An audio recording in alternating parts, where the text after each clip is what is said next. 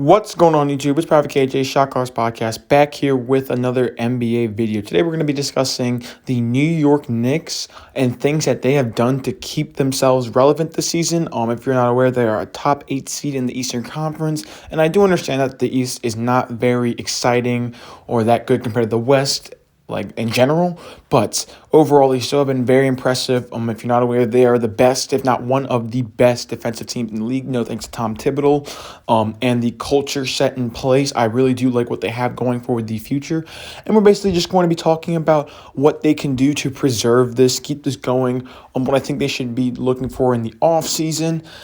Things currently that they have been doing well recently and things that they could basically improve on. They did trade for Derrick Rose at the trade deadline, which I thought was very impressive, and I think it's something that they needed to kind of bolster that point guard position, to bring in another facilitator and another dynamic kind of punch on the offensive side of the ball. And with that said, we're going to be discussing the New York Knicks. So if you enjoy this video, don't forget to leave a like and subscribe. Turn on post notifications so you never miss a beat, okay? If you are not aware and this is your first time being on the channel, hi, my name is Kyle. We upload twice a day, every single day. This is today's video, and later tonight, we're going to be uploading the NBA recaps of all the games that happened and kind of my take on each individual games for the most part. And yeah, so like I said, like and subscribe, and let's get right into this video. So we're first going to be talking about Julius Randle, because where else should we start other than the all-star of the team? He's averaging about 25 to 24 points a game, at least 10 rebounds, and around 6 assists per game, if I'm not mistaken, last time I checked. And he's just been doing it on all sides of the ball offensively. Now, the thing that has been surprising is his three-point jump shot. He's shooting very well from the three-point line, above league average on enough attempts. I have to go stack check. I think about 4 or 5 attempts. I will go look at that another time. But I have so much to talk about, so I'm not going to really get too into that. But above league average, which is the main thing. Now, the thing with Julius Randle is that he hasn't been a liability on defense that I think at times in his earlier years he has been. He's been a very good, I wouldn't say like great, but a passable defender. Mixed in with Tom Thibodeau and what he does defensively and his rotations, I think is really super important. I think Randy Bullock has been an underrated defender this year. I think RJ Barrett has been an underrated defender. When RJ's locked in, I should say. I think that Mitchell Robinson has been just such a good paint presence. I understand that he has missed a couple games here and there. But overall, him mixed with Taj Gibson finally being back, it's just worked out really well. And now I am aware that this team is being coached by Tom Thibodeau, and that is the main thing that I'm going to be discussing. If you're not aware, he is basically a defensive-minded coach. He gets a lot of flack sometimes for the offensive schemes that he runs, but defensively, you can never question him on that side of the ball. Another big thing that I like about Tom Thibodeau is his rotations. He has no problem playing the best man available, and he isn't concerned about playing for the future. And if you were not aware, the goal for the Knicks coming into this season was they were expected to tank. They were expected to tank for another draft pick, like they always do, because they're a pathetic franchise for the most part. I guess I can't really talk, so Andy, if you're seeing this video, my bad. Me being a Washington Wizards fan, I guess I really don't have much to talk, but they do have, for the most part, they have been a poorly run franchise. But like I said, Tom Thibodeau has instilled a type of culture that they have been dying for the past decade now, and that's something that you need to bring up. So defensively, if you're not aware, the thing I like most about him is how he's using Mitchell Robinson in a type of drop coverage like the Jazz use Rudy Gobert. And with that said, he's very good at having the guards. And obviously, I can't give all the credit to Tom Thibodeau. The players who are playing hard deserve it as well. But I do think that system has worked in the place, has benefited them. Players like Derrick Rose, a veteran, RJ Barrett, they've done a really good job funneling the guard play into Mitchell Robinson's paint defense, which has been really key. Now, another big thing is the difference between someone like a team like them and the Bucks back in the past few years is Brook Lopez, when they drop Brook, it's really far deep and they let up a lot of mid-ranges. And I've seen that the discipline for Mitchell Robinson being able to maneuver around the mid-range area has been very beneficial. Now, that might also be the fact that he's young. He can move still like that. So that's a really key thing. And so, yeah, that's what I've really noticed, what they can do. Mix them with their forward play, who they have long kind of these defenders. Mix him with Frank Ntilikina off the bench. I think Kevin Knox, although he still hasn't really been that impressive, I think defensively there are times that you can acknowledge that his length and his athletic ability is put in the right use, although he's not the smartest player. That's a big thing. Alfred Payton has been a quality defender on the team. Taj Gibson off the bench has been quality. Alec Burks, surprisingly at times, has been surprisingly like passable defender. And that's the main thing. It's how these defenders that I'm just not used to seeing something like this. I'm just going to be completely honest. And so that's the big thing for me. Now, offensively, at times they can struggle. They are one of the worst three-point shooting teams in the league. And in today's NBA, that's not going to cut it. But they are at least passable on that side of the ball to where they're not like terrible. And like I said, it's the defense that is the main reason why they're this good. Now, I'm going to talk about their young players in a second.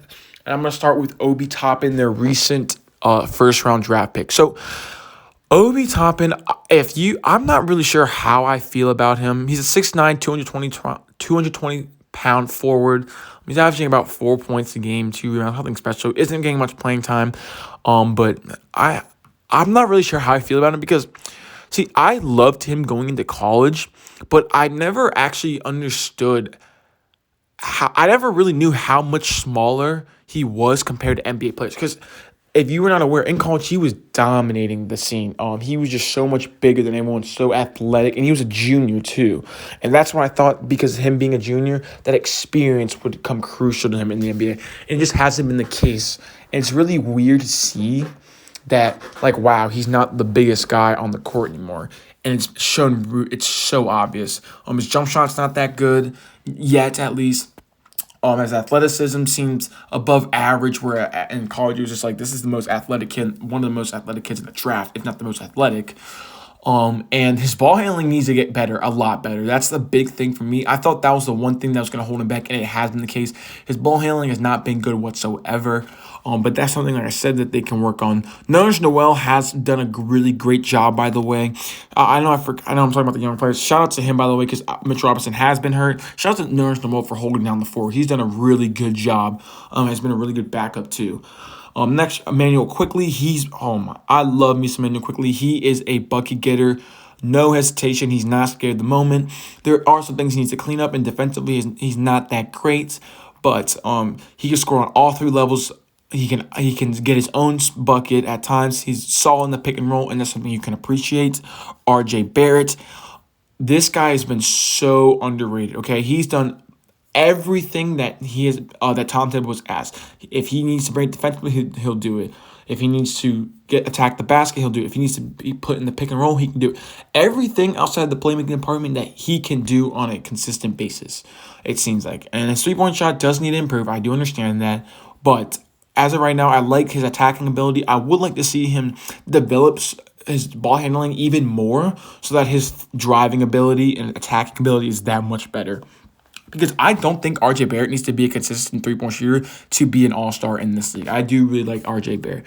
Frank Ntilikina, I understand he is what he is at this point, but at the end of the day, having a defender off the bench, there's nothing wrong with that. And I do think if he can develop a three-point jump shot, he can sustain on this team and be in the league for quite a long time. Because 3-and-D players, no matter what caliber, they last in the NBA.